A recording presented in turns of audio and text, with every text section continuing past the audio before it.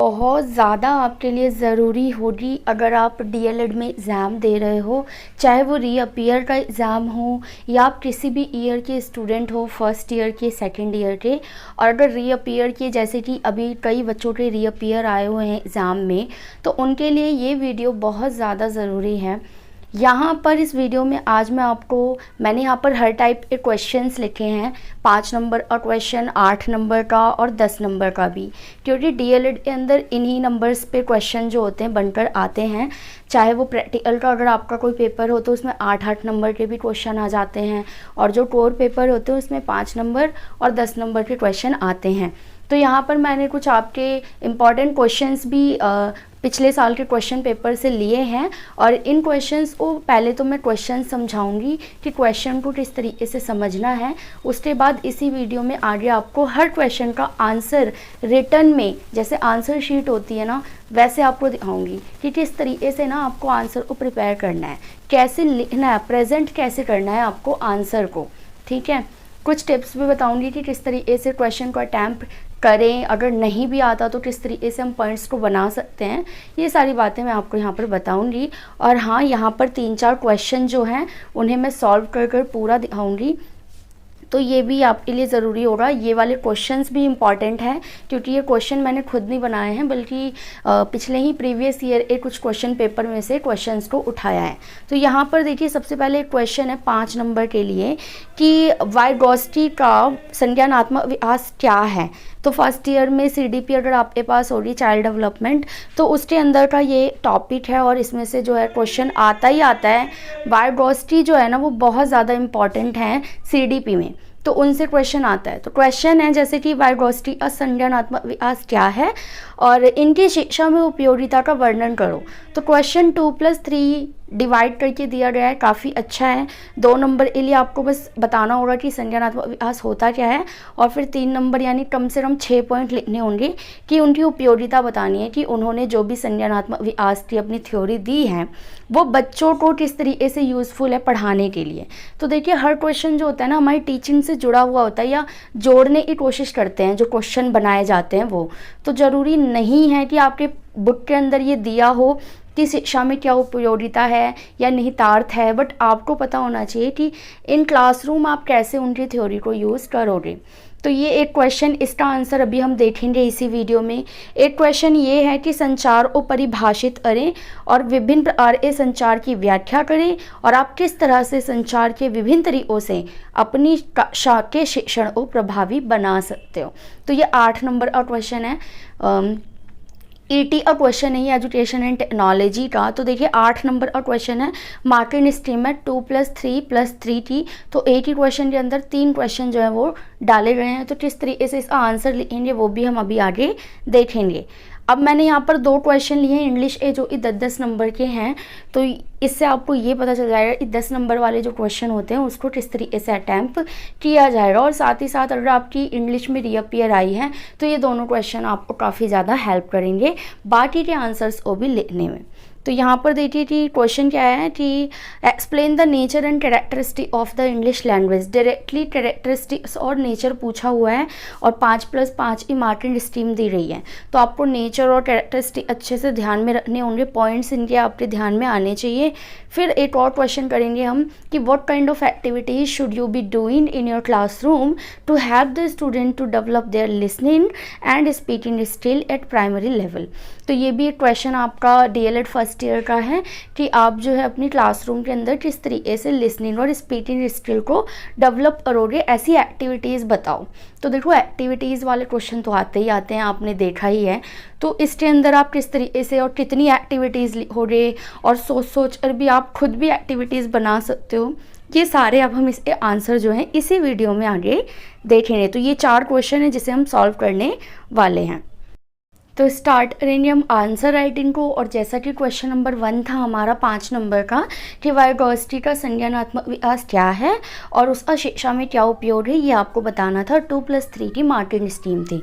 तो पहले 2 नंबर के लिए आपको ये बताना होगा कि वाइगोत्स्की ने जो संज्ञानात्मक विकास दिया था वो था क्या।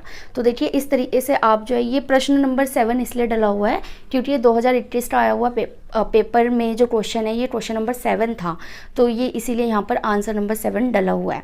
तो देखिए इसका आंसर जब आप लिखेंगे ना, सबसे पहले ध्यान रखना है कि जो डिवाइडेड क्वेश्चन होते हैं ना, उसमें क्वेश्चन जो होते हैं 80 के अंदर काफ़ी ज़्यादा क्वेश्चन होते हैं, तो आपको ना पॉइंट वाइज करना होता है। पॉइंट वाइज के अलावा आपको टॉपिक इन ऊपर टाइटल डालना ज़रूरी है। जैसे आपने अपना आंसर स्टार्ट किया, हम लिखने जा रहे हैं कि वाइगॉस्की एवं बाल्को संज्ञानात्मक विकास, कि इन्होंने संज्ञानात्मक विकास जो है वो क्या दिया था। तो पहले हम ऊपर एक हेडिंग करके डाल लेंगे और फिर जो है अपना आंसर लिखना शुरू करेंगे।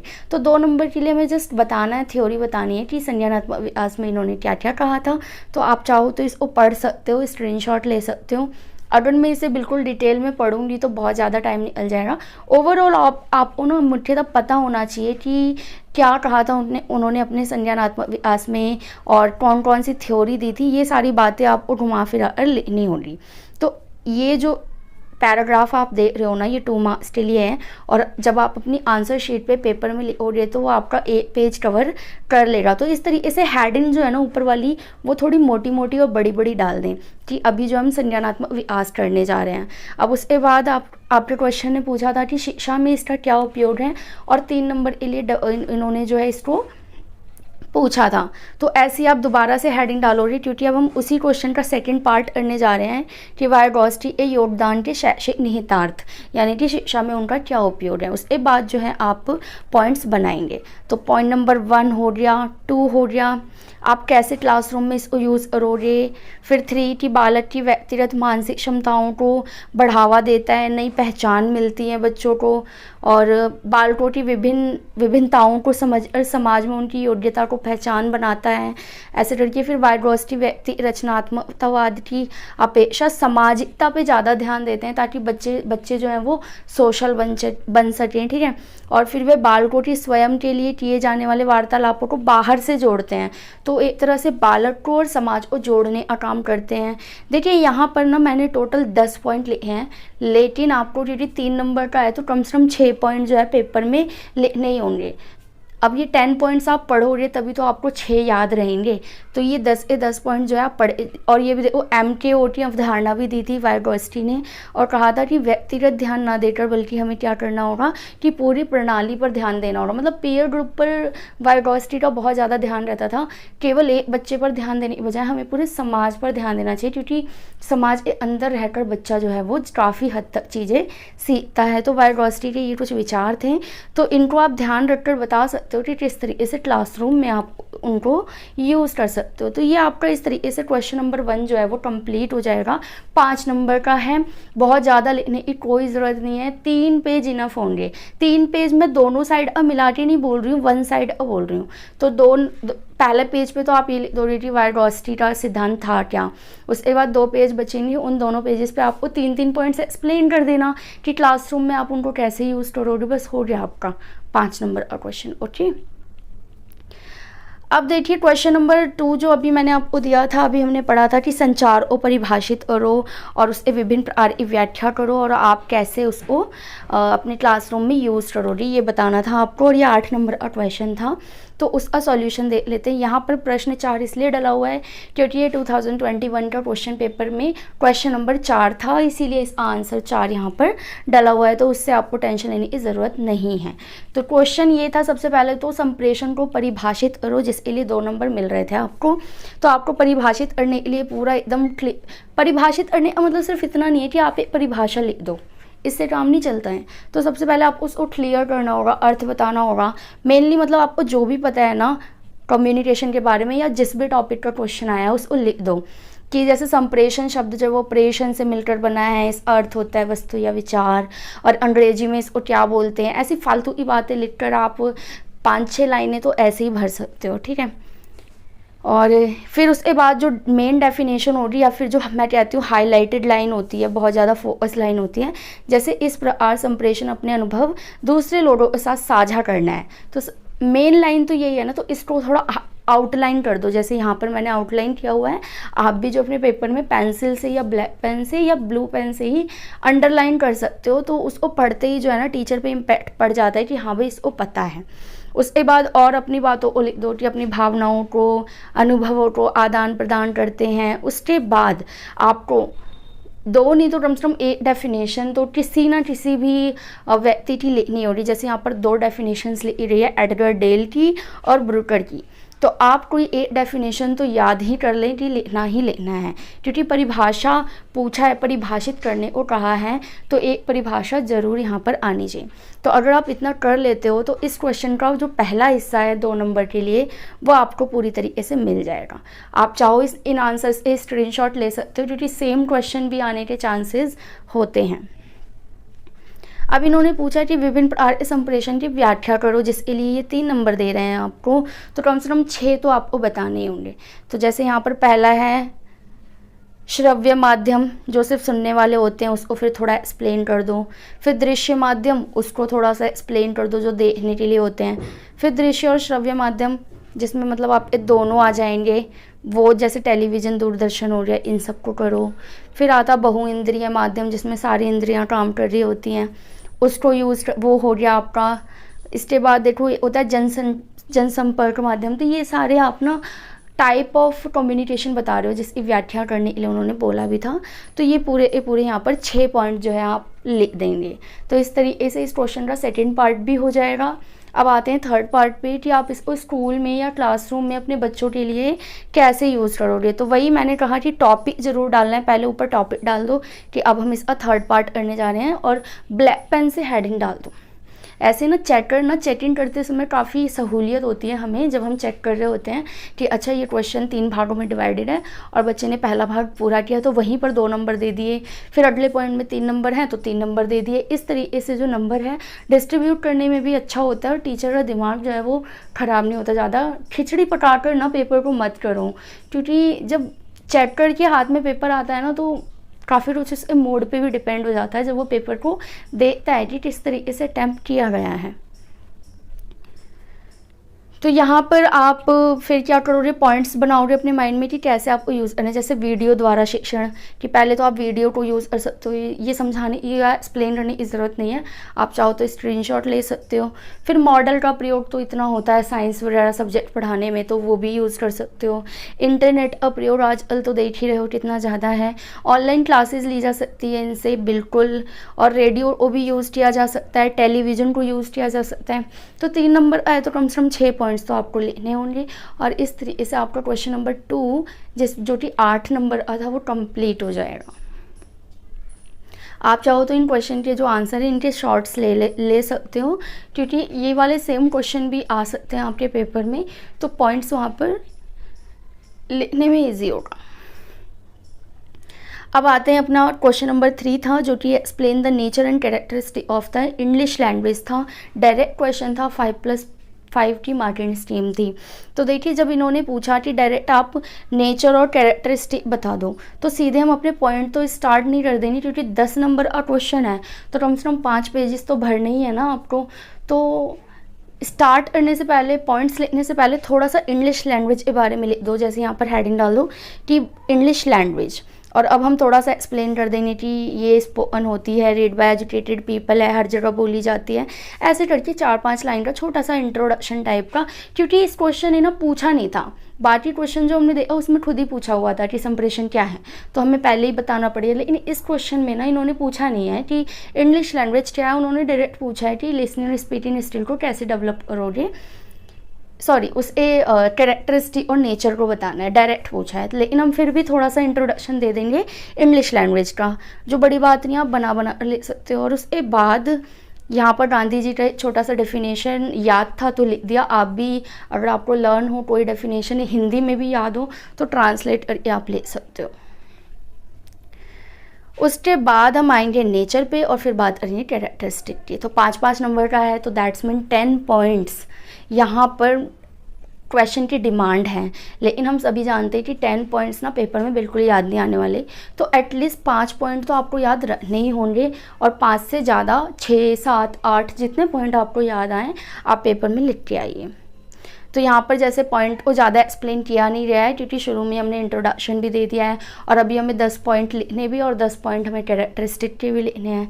तो पहले नेचर का देखिए, लैंग्वेज इज़ लर्नड, फिर related to the culture of society, language is species uniformed, इस तरीके से सारे पॉइंट्स को लिखकर अंडरलाइन करना है, फिर उसको एक्सप्लेन भी करना है। मैंने पहले भी ट्राई किया, एक्सप्लेनेशन बहुत ज़्यादा बड़ी मत रखना वरना आपके क्वेश्चन छूटने के चांसेस होते हैं। तो यहाँ पर ये देखिए 10 पॉइंट्स हो गए आपके लैंग्वेज और जो नेचर होता है उसके। तो अब स्टार्ट करेंगे हम कैरेक्टरिस्टिक। तो हमने अगेन एक हेडिंग डाल दी कि characteristic of the English language. अब यहाँ पर हम कैरेक्टरिस्टिक्स लिखना स्टार्ट करेंगे, वही पॉइंट वाइज पहले पॉइंट लिखा, उसको अंडरलाइन किया, फिर उसकी एक्सप्लेनेशन। आप चाहो तो शुरू में पॉइंट्स लिखकर छोड़ दो, अगर आपको लग रहा हो कि बहुत ज़्यादा टाइम नहीं है, क्वेश्चन छूट सकता है, तो पहले पॉइंट्स लिख लो, देन बाद में अपने टाइम के हिसाब से एक्सप्लेन कर लो, दो लाइन में या तीन में, जो आपके पास टाइम हो। क्योंकि देखिए आपको जो भी करना है उन 3 घंटों के अंदर ही करना होता है। और एक चीज़ तो गांठ बांध के रखनी है कि क्वेश्चन छूटना नहीं चाहिए। तो ये 10 पॉइंट्स आपके हो गए कैरेक्टरिस्टिक के। तो इस तरीके से ये 10 नंबर का क्वेश्चन आपका कंप्लीट हो जाएगा। और अगर आप ऐसे आंसर लिखते हो ना तो 10 में से आपको 8 मार्क्स तो मिलेंगे ही मिलेंगे डेफिनेटली। अब एक क्वेश्चन और था, देखा था हमने क्वेश्चन नंबर 2, ये 2021 में जो पेपर था उसका क्वेश्चन नंबर 2 था ये। इसमें हमारा क्वेश्चन था कि what kind of activities should you be doing in your classroom to, अच्छा ठीक है। तो इसमें ये बताना था कि लिसनिंग और जो स्पीकिंग स्किल होती है उसको डेवलप करने के लिए आप कौन सी एक्टिविटीज़ क्लासरूम में कराओगे। तो सीधे हम एक्टिविटी तो स्टार्ट नहीं कर देंगे, क्योंकि इन्होंने ये तो पूछा ही नहीं ना कि लिसनिंग स्किल होती क्या है, स्पीकिंग स्किल होती क्या है, इन्होंने पूछा नहीं है, जस्ट एक्टिविटी पूछी है। बट हम छोटा सा इंट्रोडक्शन देंगे। तो सबसे पहले हम लिसनिंग स्किल की एक्टिविटी लेंगे, इसलिए पहले लिसनिंग स्किल होती क्या है वो बता देंगे कि ये सुनने से रिलेटेड है, इसमें बच्चा सुनता है और जितना सुनता है उतना समझता है। इस टाइप से जो है कुछ इंट्रोडक्शन ऐसी 4-5 लाइन की आप ले सकते हो।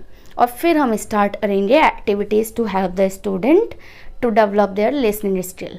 तो लिसनिंग स्किल को डेवलप करने के लिए क्या एक्टिविटीज़ हो सकती हैं, क्योंकि देखो 5 + 5 इम्पॉर्टेंट स्ट्रीम है तो मतलब 10 पॉइंट होने चाहिए, बट आप 5 पॉइंट लिखो, 6, 7, 8 जितने बना सको उतना। तो अब यहाँ पर एक्टिविटीज़ सोचो, दिमाग में गेम्स सोचो, एक्टिविटीज़ में गेम्स भी आ जाएंगे आपके, ठीक है, टेंशन लेने की कोई ज़रूरत नहीं है। तो जैसे यहाँ पर ये हिडन फ्रेज़ वाला गेम होता है जिसमें छुपा हुआ फ्रेज़ होता है, वो बच्चों को ढूंढना होता है, उसको थोड़ा सा एक्सप्लेन कर दो कि कैसे उस गेम को खेलते हैं या एक्टिविटी को करते हैं। फिर डिस्क्राइब द फोटो भी एक्टिविटी है कि कोई फ़ोटो दिखा के बच्चों को बोलो चलो डिस्क्राइब करो। फिर स्टैंड अप एंड लिसन कि खड़े हो और फिर उसको सुनो। उसके बाद लिसनिंग विद लिरिक्स के साथ सुनना, ये भी एक एक्टिविटी है। टेलिंग स्टोरी, बच्चों को स्टोरी सुनाने से भी उनकी लिसनिंग स्किल बढ़ेगी। बैक टू बैक इंटरव्यू वाला गेम भी हो सकता है। टेलीफोन टॉक कि झूठ मूठ आप टेलीफोन टॉक वाली गेम भी करा सकते हो, एक्टिविटी करा सकते हो। करेक्ट अदर कि दूसरों की गलतियाँ निकालो। स्टोरी रीटेलिंग, जैसे आपने स्टोरी सुनाई तो बच्चों से दोबारा से सुनो कि उन्होंने ठीक से सुना था या नहीं, इसलिए फिर वो बच्चे ना ध्यान से सुनेंगे तो लिसनिंग स्किल भी उनकी डेवलप होगी। फिर अंताक्षरी वाला गेम भी आप करा सकते हो। तो ऐसे 10 गेम या एक्टिविटी आप खुद भी सोच सकते हो जिससे लिसनिंग स्किल बच्चों की बढ़ेगी। अब बात करेंगे स्पीकिंग स्किल की, तो यहाँ भी वही करना है, स्पीकिंग स्किल को थोड़ा सा एक्सप्लेन कर दो और उसके बाद हम एक्टिविटीज़ को स्टार्ट कर देंगे। जैसे कि पहली एक्टिविटी हो रही डिस्कशन करना, तो डिस्कशन करने से बच्चा जो है स्पीकिंग स्किल जो है उसके अंदर डेवलप हो जाती है। फिर स्टिमुलेशन वाला भी काफ़ी अच्छा एक्टिविटी होता है। तो पॉइंट्स लेकर थोड़ा थोड़ा एक्सप्लेन ज़रूर करना है आपको। इन्फॉर्मेशन गैप, ये भी एक अच्छी एक्टिविटी होती है जिसमें क्या होते हैं कि बच्चे का स्पीकिंग स्किल डेवलप हो जाता है। फिर ब्रेन स्टॉर्मिंग, स्टोरी रीटेलिंग, ये इसमें भी आ जाएगा उसमें भी आ जाएगा, तो दिक्कत वाली कोई बात नहीं है। अगर सेम पॉइंट दोनों में आ रहे हैं तो वैसे भी लिसनिंग और स्पीकिंग कनेक्टेड ही तो है, तो टेंशन लेने की कोई ज़रूरत नहीं है अगर कुछ पॉइंट सिमिलर भी होते हैं तो आंसर में। इंटरव्यू आप यहाँ पे भी ले सकते हो क्योंकि बच्चा बोलेगा तो स्पीकिंग स्किल डेवलप होगी।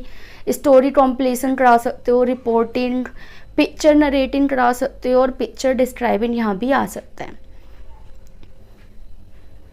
तो ये आपका जो क्वेश्चन है वो कंप्लीट हो गया 10 मार्क्स का। तो यहाँ पर मैंने वो चारों क्वेश्चन के आंसर पूरा एक्सप्लेन से लिख कर दिया है, ना केवल पॉइंट्स बल्कि एक्सप्लेनेशन भी दी है। और इस तरीके से जो है आप अपने एग्ज़ाम के लिए हर तरह के क्वेश्चन को प्रिपेयर कर सकते हो।